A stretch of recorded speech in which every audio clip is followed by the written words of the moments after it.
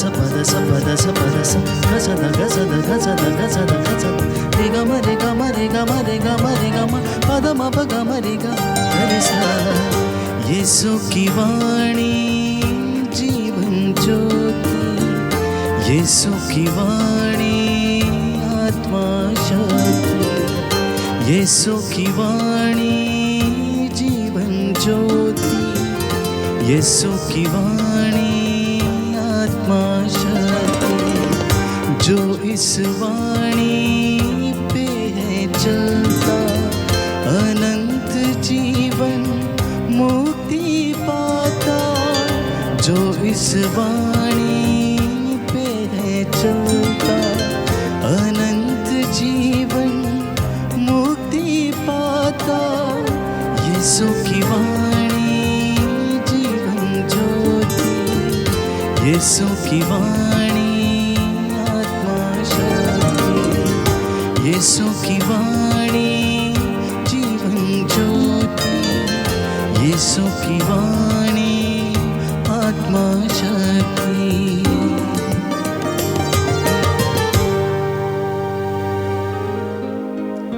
पहला पाठ थेसलनिकियों के नाम संत पौलुस का दूसरा पत्र, अध्याय 1 पद संख्या 1 से 5, 11 से 12। प्रभु का नाम आप में गौरवान्वित हो और आप लोग भी उसमें गौरवान्वित हों। हमारे पिता ईश्वर और प्रभु यीशु मसीह पर आधारित थेसलनिकियों की कलीसिया के नाम पौलुस, सिलवानुस और तिमथी का पत्र। पिता ईश्वर और प्रभु यीशु मसीह आप लोगों को अनुग्रह तथा शांति प्रदान करे। भाइयों, आप लोगों के विषय में ईश्वर को निरंतर धन्यवाद देना हमारा उचित कर्तव्य है, क्योंकि आप लोगों का विश्वास बहुत अच्छी तरह फल फूल रहा है और आप सबों में से प्रत्येक का दूसरों के प्रति प्रेम बढ़ता जा रहा है। इसलिए हम ईश्वर की कलीसियाओं में आप लोगों पर गौरव करते हैं, क्योंकि आप धैर्य और विश्वास के साथ हर प्रकार का अत्याचार और कष्ट सहन करते हैं। इसके द्वारा ईश्वर का वह निर्णय न्यायोचित सिद्ध हो जाता है, जो आपको ईश्वर के राज्य के योग्य समझेगा, जिसके लिए आप सब दुख उठाते हैं। ईश्वर आपको अपने बुलावे के योग्य बना दे और आपकी प्रत्येक सदिच्छा तथा विश्वास से किया हुआ आपका प्रत्येक कार्य अपनी शक्ति से पूर्णता तक पहुंचा दे। इस प्रकार हमारे ईश्वर की और प्रभु यीशु मसीह की कृपा के द्वारा हमारे प्रभु यीशु का नाम आप में गौरवान्वित होगा और आप लोग भी उसमें गौरवान्वित होंगे। प्रभु की वाणी है। ईश्वर को धन्यवाद। प्रभु आप लोगों के साथ हो और आपकी आत्मा के साथ। संत मत्ती के अनुसार पवित्र सुसमाचार। हे प्रभु तेरी महिमा हो। यीशु ने यह कहा, ऐ ढोंगी शास्त्रियों और फरीसियों, धिक्कार तुम लोगों को, तुम मनुष्यों के लिए स्वर्ग का राज्य बंद कर देते हो। तुम स्वयं प्रवेश नहीं करते और जो प्रवेश करना चाहते हैं उन्हें रोक देते हो। ऐ ढोंगी शास्त्रियों और फरीसियों, धिक्कार तुम लोगों को, एक चेला बनाने के लिए तुम जल और थल लांग जाते और जब वह चेला बन जाता है तो उसे अपने से दुगुना नारकी बना देते हो। ऐ अंधे नेताओं, धिक्कार तुम लोगों को, तुम कहते हो यदि कोई मंदिर की शपथ खाता है तो इसका कोई महत्व नहीं, परंतु यदि कोई मंदिर के सोने की शपथ खाता है तो वह बंध जाता है। और ये मूर्खों और अंधों, कौन बड़ा है, सोना अथवा मंदिर? जिससे वह सोना पवित्र हो जाता है। तुम यह भी कहते हो, यदि कोई वेदी की शपथ खाता है तो इसका कोई महत्व नहीं, परंतु यदि कोई वेदी पर रखे हुए दान की शपथ खाता है तो वह बंध जाता है। रे अंधों, कौन बड़ा है, दान अथवा वेदी जिससे वह दान पवित्र हो जाता है? इसलिए जो वेदी की शपथ खाता है वह उसकी और उस पर रखी चीजों की शपथ खाता है। जो मंदिर की शपथ खाता है वह उसकी और उसमें निवास करने वाले की शपथ खाता है। और जो स्वर्ग की शपथ खाता है वह ईश्वर के सिंहासन और उस पर बैठने वाले की शपथ खाता है।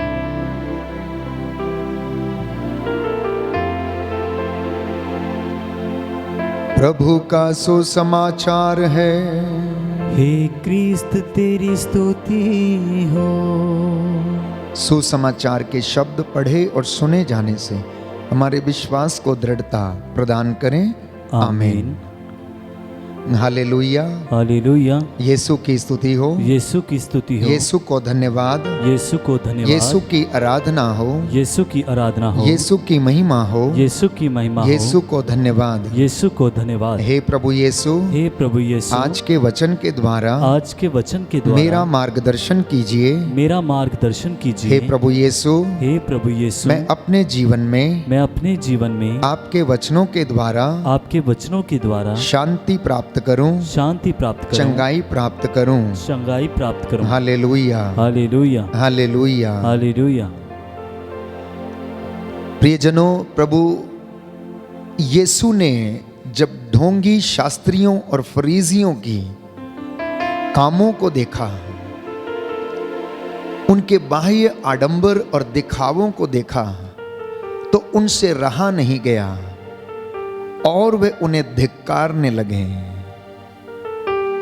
पिछले सप्ताह के पाठों में हमने सुना था कि प्रभु उन्हें धिक्कारते हैं और कहते हैं, रे ढोंगी शास्त्रियों और फरीसियों, तुम लोग नियम, कायदे और कानूनों पर ध्यान देते हैं, परंतु अपने भाई या बहन को सहायता करने के लिए तुम उंगली का सहारा तक नहीं देते हो। और आज पुनः एक बार प्रभु यीशु के वचनों को मत्ती रचित सुसमाचार में हम पढ़ते हैं और प्रभु ये कहता है, ये ढोंगी शास्त्रियों और फरीसियों, धिक्कार तुम लोगों को, तुम ना तो स्वयं स्वर्ग में प्रवेश करते हो, परंतु जो प्रवेश करना चाहते हो तुम उनके लिए भी द्वार बंद कर देते हो। प्रभु यीशु ये कहता है, धिक्कार उस मनुष्य को जो दूसरे मनुष्य के लिए पाप का कारण बनता है। ऐसे मनुष्यों के लिए अच्छा यही होता कि उनकी गले में चक्की का पाट बांध दिया जाता और समुद्र में फेंक दिया जाता।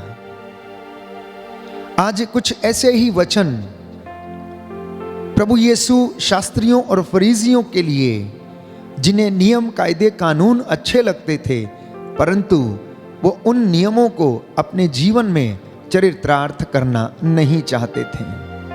और प्रभु यीशु उनके विषय में ही बातें करते हैं और कहते हैं कि तुम लोग एक चेला बनाने के लिए जल और थल एक कर देते हो, अर्थात इतनी मेहनत करते हो और जब वो चेला बन जाता है तो उसे इतना बड़ा नारकी बना देते हो कि वह पहले से भी बदतर हो जाता है। यदि कोई मंदिर की शपथ खाता है तो इसका कोई महत्व नहीं है, परंतु यदि मंदिर के सोने की शपथ खा ले तो वह उससे बंध जाता है। और शास्त्री इसी तरह की बातें किया करते और प्रभु यीशु उन्हें समझाना चाहते हैं और विशेष तौर पर जन समूह को संबोधित करते हुए कहते हैं कि तुम इन फरीसियों और शास्त्रियों के खमीर से सावधान रहो। जब प्रभु यीशु ये कहता है कि फरीसियों के खमीर से सावधान रहो, तो इसका सीधा सा तात्पर्य ये है कि ये ना तो स्वयं करते और ना ही दूसरों को करने देते हैं, ना ये खुद स्वर्ग राज्य में प्रवेश करना चाहेंगे और ना ही दूसरों को करने देंगे। इसलिए तुम इनके खमीर से सावधान रहो। प्रभु यीशु गांव गांव नगर नगर घूमकर सुसमाचार का प्रचार करते जाते इन शास्त्रियों और फरीसियों की जो बाह्य आडंबर थे, जो दिखावा था, जो उनकी बातें थीं, जो उनके तौर तरीके थे, जो उनके ठाठ बाट थे, वो प्यारे भाइयों और बहनों उसकी सहायता करने में असमर्थ रहते हैं। हम विश्राम के दिन इन बातों को अपने जहन में लाते हैं कि उन दिनों हमें किसी की सेवा नहीं करनी चाहिए। तमाम लोग इस तरह से सोचकर प्यारे भाइयों और बहनों ईश्वर की दया से वंचित हो जाते हैं। तो प्रभु ये कहता है कि यदि कोई ईश्वर का मंदिर नष्ट करता है तो ईश्वर उसे नष्ट करेगा, क्योंकि ईश्वर का मंदिर पवित्र है और वह मंदिर आप लोग हैं। तो यदि आप लोग ईश्वर के इस पवित्र मंदिर में उसकी इबादत नहीं करेंगे, उसे ऐसी तमाम बातों में उलझाकर छोड़ देंगे जो कि परमेश्वर से दूर हैं, तो हम अवश्य ही नष्ट हो जाएंगे। हम अवश्य ही अपने जीवन में और धार्मिकता में पीछे रह जाएंगे। अगर हमारी धार्मिकता सच्ची है, अगर हमारा मन पवित्र है, अगर हमारे विचार पवित्र हैं, और ये जैसा यीशु ने कहा कि अगर तुमने मेरे छोटे से छोटे भाई या बहन के लिए कुछ भी किया तो वह तुमने मेरे लिए किया, तो तुम्हें इसका पुरस्कार मिलेगा। सेवक को उसकी सेवकाई का पुरस्कार मिलेगा, नबूवत को उसकी नबूवत के लिए पुरस्कार मिलेगा, भक्त को उसकी भक्ति के लिए पुरस्कार मिलेगा, और सेवा करने वाले व्यक्ति को उसकी सेवकाई का पुरस्कार प्रभु कहता है दिया जाएगा। Hallelujah, hallelujah. यीशु की स्तुति हो, यीशु की स्तुति हो, यीशु को धन्यवाद, यीशु को धन्यवाद, यीशु की आराधना हो, यीशु की आराधना यीशु हो, की महिमा हो, यीशु की महिमा हो, यीशु को धन्यवाद, यीशु को धन्यवाद। Hallelujah, hallelujah, hallelujah, hallelujah, hallelujah. Hallelujah. तो इसलिए संत पौलुस लिखता है रोमियो के पत्र अध्याय 13 पद संख्या 14 में कि आप लोग प्रभु ईसा मसीह को धारण करें और सांसारिक बातों से, शरीर की वासनाओं से आप तृप्त ना हो, इसका विचार आप बिल्कुल छोड़ दें। आप ईसा के मनोभावों को धारण करें। आप यीशु के जैसे विश्वास करने, आत्मत्याग करने, समर्पित होने के लिए तैयार रहें। तो आज का दिन आप क्या करने वाले हैं? क्या मेरी और आपकी धार्मिकता इन शास्त्रियों और फरीसियों के जैसे होगी? आज ये निर्णय लेने की आवश्यकता है कि आप क्या करेंगे। एक अच्छा काम करिए आज के दिन में कि अपने भाई या बहन को सहारा दीजिए, उस टूटे हुए निराश व्यक्ति को सहारा दीजिए, ताकि वह परमेश्वर की हजूरी में उसके नजदीक आ सके, वो उसकी कृपा को प्राप्त कर सके, वो उसके वचन के अनुसार जी सके। और याद रहे प्रभु यीशु ये कहता है कि तुम सब में से जो लोग मुझे प्रभु प्रभु कहकर पुकारते हैं, सब के सब ईश्वर के राज्य में प्रवेश नहीं करेगा। जो मेरे स्वर्गीय पिता की इच्छा पूरी करता है, केवल वही स्वर्ग राज्य में प्रवेश करेगा। तो प्रभु यीशु का ये वचन मेरे और आपके जीवन में पूरा हो कि अगर हमें ईश्वर के राज्य में प्रवेश करना है तो उसकी इच्छा को पूरा करने की आवश्यकता है। और ईश्वर की इच्छा ईसा मसीह के द्वारा यह है कि आप सब लोग मुक्ति प्राप्त करें। ईश्वर की इच्छा आप सब लोगों के विषय में यह है कि जैसे पिता पवित्र है वैसे आप लोग भी पवित्र बने। ईश्वर की इच्छा यह है कि आप ईसा का मनोभाव धारण करें, और जैसे यीशु ने वचनों का पालन किया, आज्ञा का पालन किया, लोगों की सेवा की, अपने समर्पित जीवन को उन्होंने जिया, उन्होंने त्याग किया, उन्होंने धनी होने के बावजूद निर्धन बन के आज्ञा पालन सीखा, और वो अंत तक वफादार रहा। आइए हम प्रार्थना करें कि हम ढोंगियों की तरह जीवन ना जिएं, हम शास्त्रियों और फरीसियों की तरह ना जिएं जो कहते तो हैं परंतु करते नहीं। हम अपने बोझ दूसरों पर ना लादें, परमेश्वर की हुजूरी में बैठकर वचन को आत्मसात करके हम उसकी शिक्षा के अनुसार जीवन जी सकें। इस विशेष कृपा के लिए हम प्रार्थना करें। आज का वचन मेरे और आपके जीवन में उद्धार लाए, हमें आशीष प्रदान करे, हमें शांति दे। आमीन। मैं आपके लिए प्रार्थना करूंगा, आप जहां कहीं भी हैं, अगर ये आप वचन सुन रहे हैं और वचन सुना है तो प्रभु इस वचन के द्वारा आपको चंगाई प्रदान करे। दया करने वाले, चंगा करने वाले यीशु राजा, तेरे इन बच्चों पर दया कर। जितने लोगों ने आज का ये वचन सुना है, ये तेरी शिक्षा को अपने जीवन में धारण कर सके। इनकी धार्मिकता इनके आगे आगे चले और तेरी महिमा इनके पीछे पीछे दौड़ी आए। आज के इस पवित्र दिन में इस वचन के द्वारा हमें तू संचालित करने की कृपा कर। तेरा आत्मा हमारी अगुवाई करे, हमारे परिवारों पर दया दृष्टि डाल और हमारी संतानों, भाई बहनों, माता पिता पर अपने पवित्र आत्मा का अभिषेक प्रदान कर। हम तेरी दया से आज के पूरे दिन भर में तेरी योजना के अनुसार जीवन बिता सकें। जो बीमार हैं, चल फिर नहीं सकते हैं, उन्हें आशीष दे, चंगाई दे।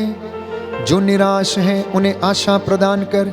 जो मन से टूटे हुए हैं उन्हें फिर से सुदृढ़ करने की कृपा कर। हे प्रभु यीशु, हम पर अधिकार लीजिए, हमारे होठों को शुद्ध कर दीजिए, जिससे हम लोग आज के इस पूरे दिन में तेरी महिमा करते हुए जीवन बिता सकें। आज के वचन के द्वारा मेरा उद्धार हो जाए, ये प्रार्थना कबूल कर उद्धार करता यीशु प्रभु के द्वारा। आमीन।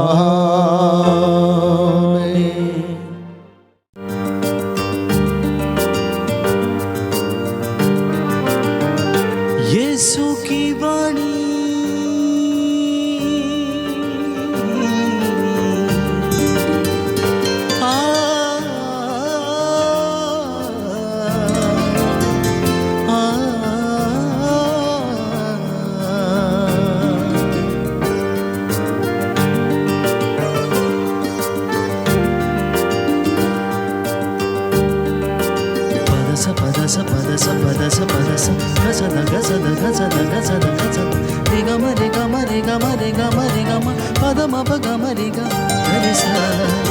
यीशु की वाणी जीवन ज्योति, यीशु की वाणी आत्मा शक्ति, यीशु की वाणी जीवन ज्योति, यीशु की वाणी आत्मा शक्ति।